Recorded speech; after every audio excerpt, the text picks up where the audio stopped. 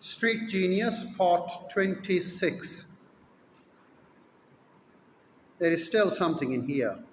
He picks up the bag and starts feeling around the bottom of it. For me, the room gets fuzzy, everything goes wobbly. When I was young, I was smart, I was friendly, but I was also shithead. I mean that in the most loving way possible. I was a rebellious, lying little shithead, angry and full of resentment. When I was 12, I hacked my house security system with refrigerator magnets so I could sneak out undetected in the middle of the night. My friend and I would put his mom's car in neutral and push it into the street so we could drive around without waking her up. I would write papers about abortion because I knew my English teacher was hardcore conservative Christian. Another friend and I stole cigarettes from his mom and sold them to kids out behind the school. Sold them to the kids out behind the school. And I also cut a secret compartment into the bottom of my backpack to hide my marijuana. That was the same hidden compartment Mr. Price found after stepping on the drugs I was hiding. I had been lying, and as promised, Mr. Price didn't go easy on me.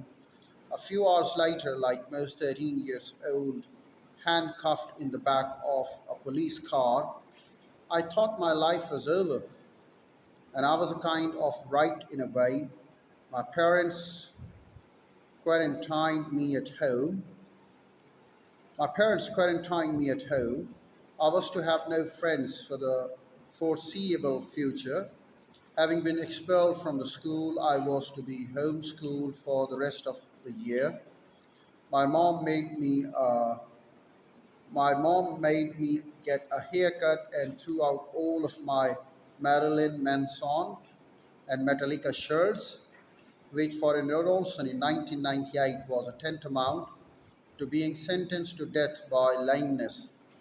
My dad dragged me to his office with him in the mornings and made me file papers for hours on end. Once homeschooling was over, I was enrolled in a small private Christian school where this may not surprise you, I didn't exactly fit in. And just when I had finally cleaned up my act and turned in my assignments, I learned the value of good clerical responsibility. My parents decided to get divorced. I tell you all of this only to point out that my adolescence sucked donkey balls.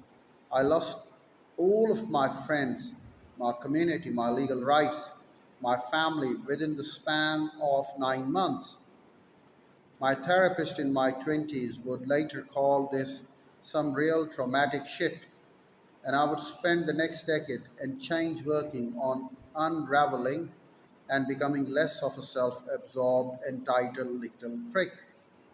The problem with my home life back then was not all of the horrible things that were said or done.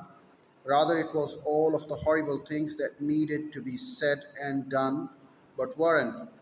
My family stonewalls the Warren Buffett makes money or Jenna Jameson Fox. We are champion at it.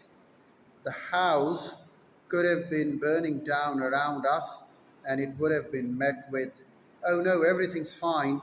A tad warms in here, perhaps, but really everything's fine."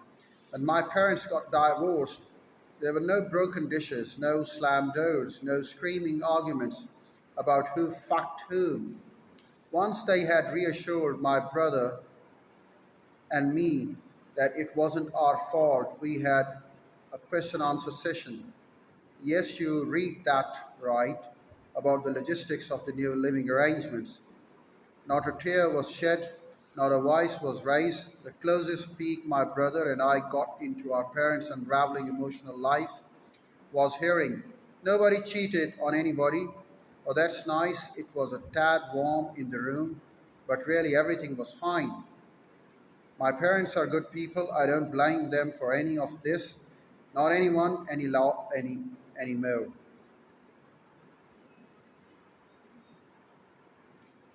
That's all for the day.